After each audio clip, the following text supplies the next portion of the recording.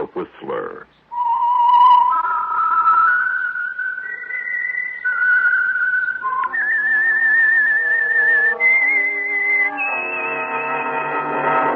I am the Whistler, and I know many things, for I walk by night. I know many strange tales hidden in the hearts of men and women who have stepped into the shadows. Yes, I know the nameless terrors of which they dare not speak.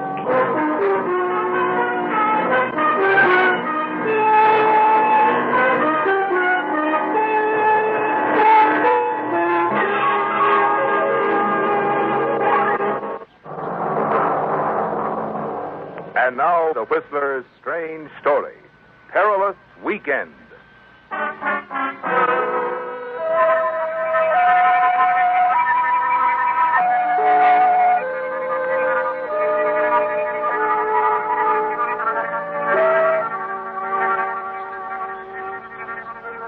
Sudden fear, uncontrollable in that first moment of shock, hit Clay Bowman with its full impact as he stood on the terrace of the penthouse high above the city.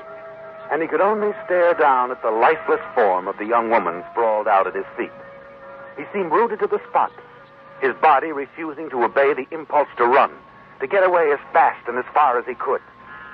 It was only when he became aware of the voices close by that he moved, ran half stumbling across the living room to the front door of the apartment, partly open. You could hear the voices in the corridor outside. Closer. Closer, Clay. Hello? You look around frantically for a place to hide, and then drop quickly to your hands and knees behind the large sofa. Hello? Anybody home? Anita? Well, she must be home, Fred. She wouldn't go out and leave her front door open. Maybe she's out in the terrace. I'll have a look. Fix us a drink, will you, sweetheart? Sure. Anita, you out here? Fred, looks like there's no soda here. Plain water okay? Fred, do you hear what I... Helen. Well, what's the matter? It's Anita. She's out there. She's been murdered. Murdered? Better call the police. You're trapped, aren't you, Clay? They're certain to remain in the penthouse until the police arrive and find you. You watch as the Hello, woman operator. moves slowly toward the Give me terrace. police. The man is talking into the telephone, his back to you. Now is your chance. Will you? You dart out from behind the sofa, but your elbow hits a table lamp, crashes to the floor. The man whirls and then leaps at you. Twice in the struggle, you break away. Oh, you don't. Each time he catches you before you can reach the door. Finally, your fist crashes full into his face, and he falls back against the piano. And you whirl and race out of the apartment.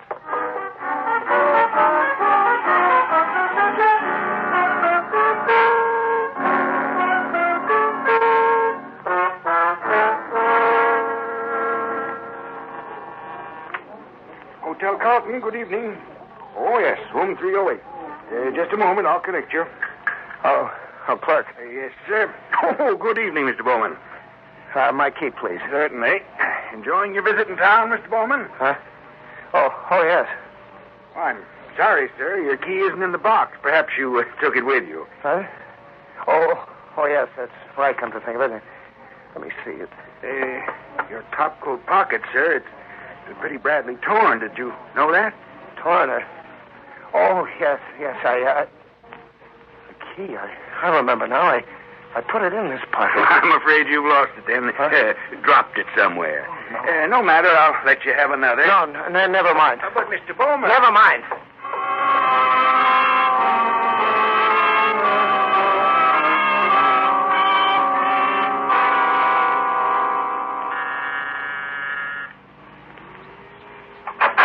Yes, what is it? What? Well, what do you know? Clay Bowman. Hello, Tony. Well, this is a surprise. Come on in, fella. Come on in. What are you doing here in town? Business trip. Got in this afternoon. Boy, it's good to see you. It's been a long time, Clay. Yeah. It looks like you could stand a drink. Look, I've done a fool thing, Tony. I don't know what got into me. I just must have been out of my mind. Yeah, it sounds serious. It is, Tony. It's a girl. I never saw her before, never even knew her name. It all started on the telephone when I tried to phone Charlie. Hey, look, I'm not following this at all. Fill me in from the top, huh? Yeah. Well, as I said, I arrived this afternoon. I found out the man I was supposed to see had gone out of town. Won't be back till Monday. So there I was, stuck here for the weekend. I didn't know what to do with myself. Here's your drink. Thanks. Well, look, Clay, why didn't you give me a buzz? Well, I planned to, Tony, but... Yeah, I know. You called Charlie first. Well, you and Charlie never did like the way I lived, did you? Well, a little too fast for you boys. So the old high school threesome has been a twosome the last few years. Oh, it's not that, Tony. It's Sure it is. But that's okay. I got dollars where you guys have got dimes. Well, anyway, go on. Tell me your troubles.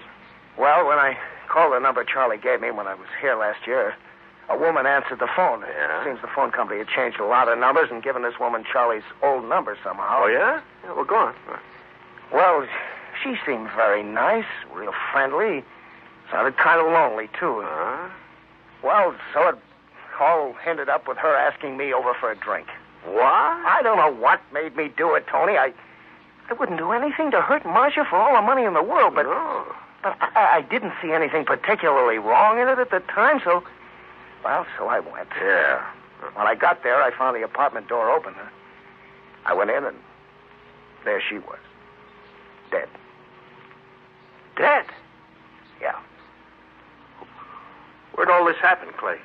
Oh, in a little penthouse apartment just off Sunset. Anyway, I got panicky, and I got out of there as fast as I could. I didn't want to get involved. Police, questions, a story in the papers because... Oh, sure, because of your wife, Marcia, yeah, so you ran.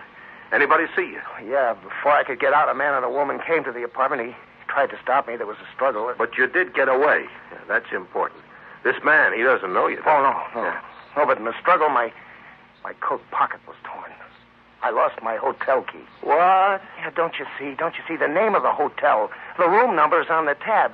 When the police find that key... Sure, they'll trace it down and identify you as the man who ran from the apartment. Oh, wow. You are in a jam, Clay. Yeah, I know.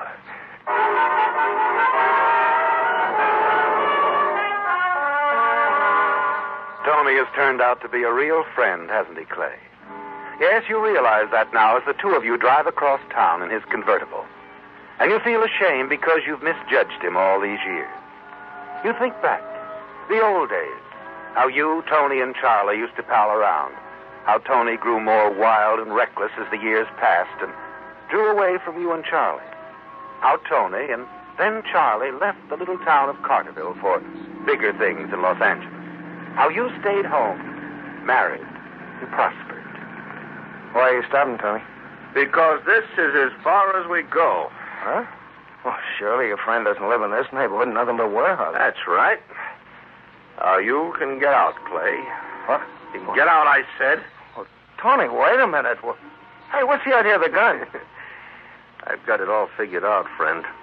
When the police find that hotel key, they'll think you killed Anita. And when they find you dead with a murder gun in your hand or suicide, they'll be certain. But, Tony, I don't understand. Why? Why do you want... It's simple. Don't you see, Clay? I'm the one who killed Anita tonight.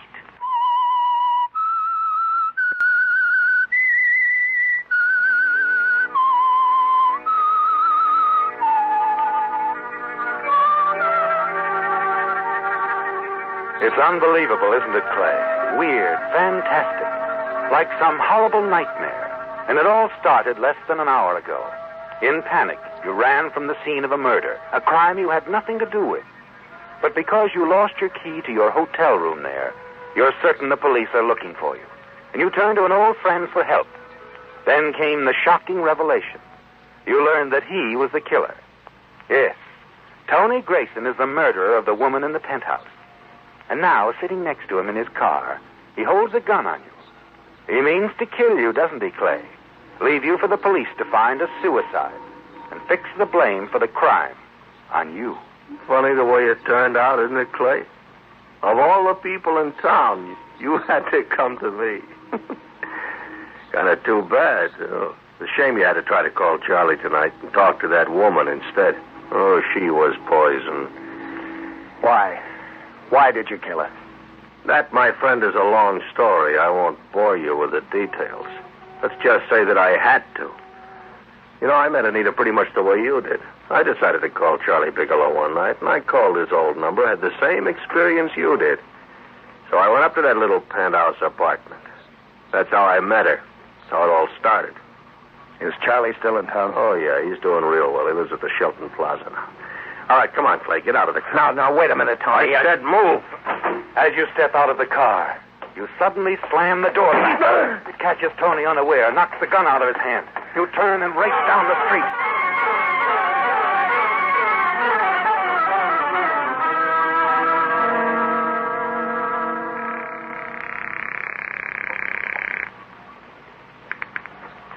Hello? Hello, Charlie.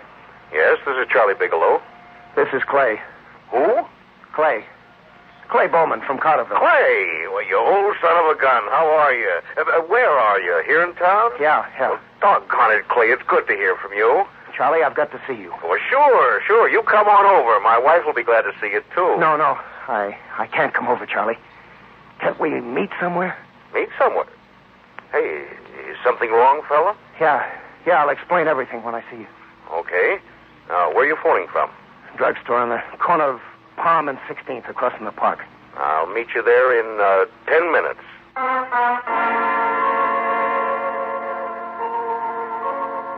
You wait and watch from the shadows of the park. The minutes drag by slowly, don't they, Clay? Then finally you see Charlie drive up and stop in front of the drugstore. You call out to him, and he hurries over.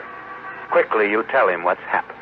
Clay, this is unbelievable. It's crazy. Yeah, but it's all true. Everything I've said. Tony Grayson, a murderer. He admitted it to me, Charlie. Did Tony ever mention this Anita to you? No. But then Tony and I haven't seen much of one another in the past year. Look, Clay, why don't you go to the police? Tell them everything you've told me. Oh, look, would they believe me, my word against that of a big shot like Tony Grayson? Why not? Well, they'd want to know what I was doing there at the penthouse. Why I ran away. Would they believe me when I told them I'd never seen the woman before, that it was just a pickup over the phone? Well, what are you going to do then? Keep running from the police? I don't know, Charlie.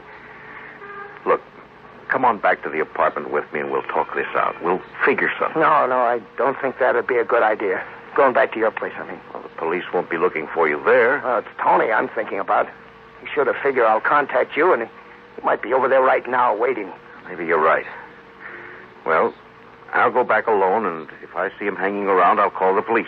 Tell them exactly what you've told me. Yeah, but what proof do we have that he tried to kill me? That he killed Anita? Only my word for it, the word of a fugitive, and it... What's the matter? Get back. Quickly. Oh, sure. What is it? Across the street. Police car just turned in the corner. Oh, relax. They're just cruising. See, they're driving past. Yeah. Oh, this isn't any good, Clay. You can't go on running from the police. I know you're under a strain, but you're going about this all wrong. Well, it's my neck. Let me figure this out. I'm sorry. Oh. So am I, Charlie. I didn't mean to jump all over you, but...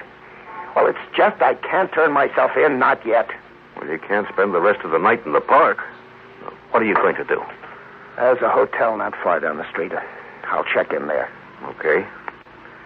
I'm pretty sure you'll feel differently about all this in the morning. Maybe.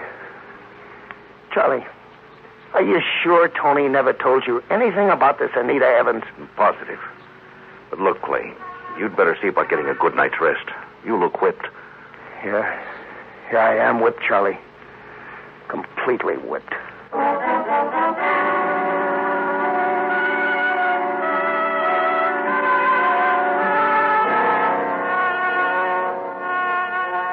It's been a terrible strain, hasn't it, Clay? Yes. But as you walk across the street with Charlie, you feel strangely calm. He's done that for you, hasn't he? Quiet, dependable, unexcitable Charlie Bigelow. He's helped steady you. You leave him in front of the drugstore, hurry around the corner toward the hotel. And then you remember something you wanted to ask him. You double back quickly. And as you reach the corner again, you stop in your tracks. Charlie's car is still parked at the curb, but he isn't at the wheel. And then you see him inside the drugstore talking on the telephone.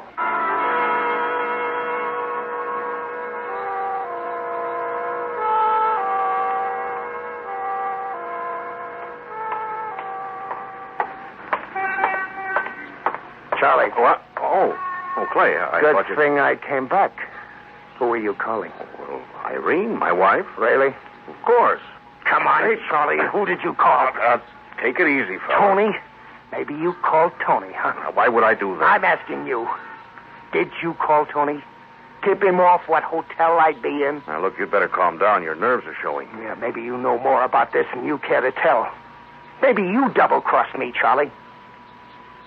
You've had a rough night, Clay, so I'll make believe you didn't say that. Who did you call? I told you, my wife. I thought I might be able to get a lead on Anita Evans. From your wife? How does she fit in? Well, she doesn't. But a year or so ago, when Tony was still seeing us occasionally, he used to talk a lot about a couple he played around with by the name of Wilson. Now, Tony might have introduced this Anita to them at one time or another, so I phoned Irene to see if she knew how to find the Wilsons. Did she? No, except that she remembered Tony said they lived in Seacliff. I thought I might run over to see them, see if they could help us. I'll go with you. Now, look, you'd better try to get some rest. Go on to the hotel. I'd rather go with you. You still don't trust me. Oh, sure. Sure, Charlie. I just like to go along, that's all. Remember, I'm the guy that lost his hotel key at the scene of the murder. Okay, if you want to come along, let's get moving.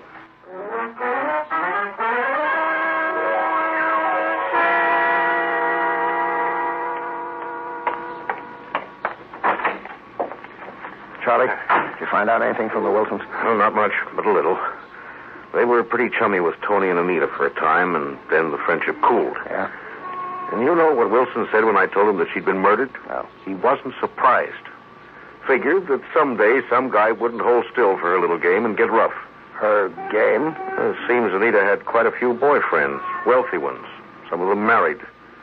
She met a lot of them on the phone, like she did you. Huh. Wilson figured she was a blackmailer.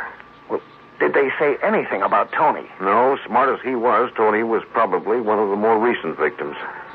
So you're not out of this jam yet, Clay, but we've made a move in the right direction. Wait a minute, Charlie. What's the matter? Where are we going? Well, I think we have enough to tell the police, don't you?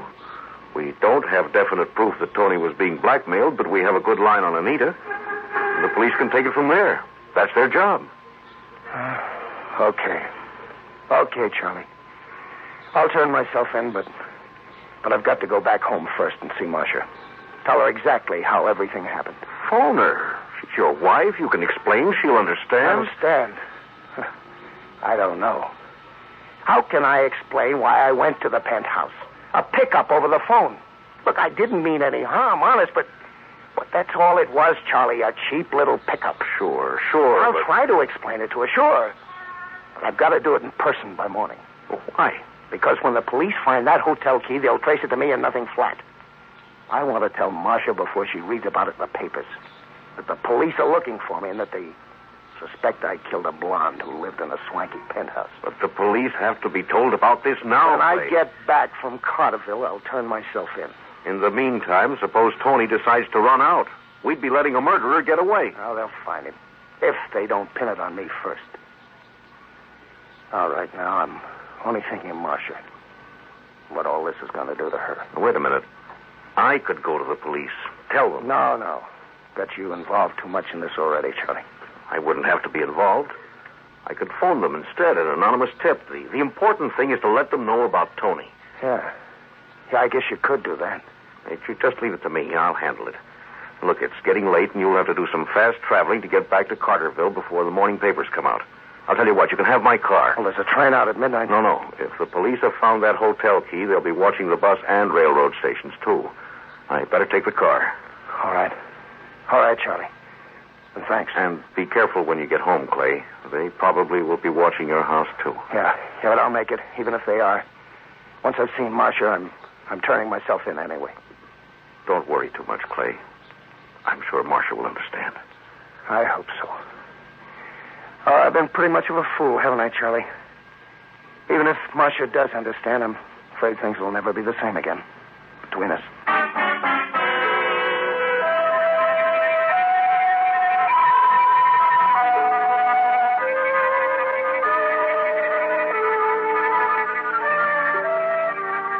You dread having to face your wife, Marcia, don't you, Clay? Having to tell her of the terrible trouble you're in. And it's all because of a simple phone call you made. Yes, that's how it started. And it could have ended soon afterward when you ran from the murdered woman's penthouse. You could have been completely in the clear. if it hadn't been for the hotel key. The key you're certain the police found helped them to identify you as the man seen running from the scene of the crime. If it hadn't been for that key, no one would have ever known that you'd been there. It's shortly after 8 in the morning when you arrive at your house in Carterville. Find that Marcia's not there. And you realize she's probably visiting with one of the neighbors. You walk into the bedroom. Stretch out on the bed. You're completely exhausted, aren't you, Clay? Before you know it, you fall asleep.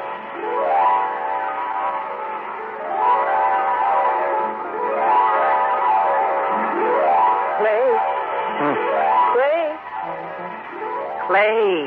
Huh? Oh, Marcia. Oh, what a wonderful surprise, darling, finding you home. Didn't you see Mr. Hoskins? Hoskins? Oh, no, he was out of town. Won't be back till Monday. And you drove all the way back to Carterville so we'd have the weekend together. Oh, you're an angel. Oh, by the way, whose car is that in the driveway? Oh, Charlie Bigelow's. He let me borrow it. You remember Charlie? Oh, of course. Darling, don't you have another good friend up in the city, a Tony Grayson? Tony? Oh, yes, but not a very good friend, really. Oh, well, I'm glad. Something here in the morning papers about him. Huh? Seems the police wanted to question him about a murder. They caught him at the airport trying to get away. What? He was wounded when he ignored a command to halt, then confessed to the murder of a woman named Anita something or other. Confessed? Here, let me see that. It's there on the front page. You can read about it while I fix some breakfast.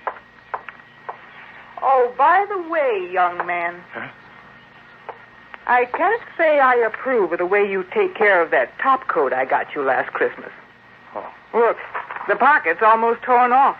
Well, I'm sorry about that, Marcia. Well, never mind. I can mend it. Oh, what's this? What? A hotel key in the torn lining of your coat. The key. Room 307. Hotel Carlton. The Whistler.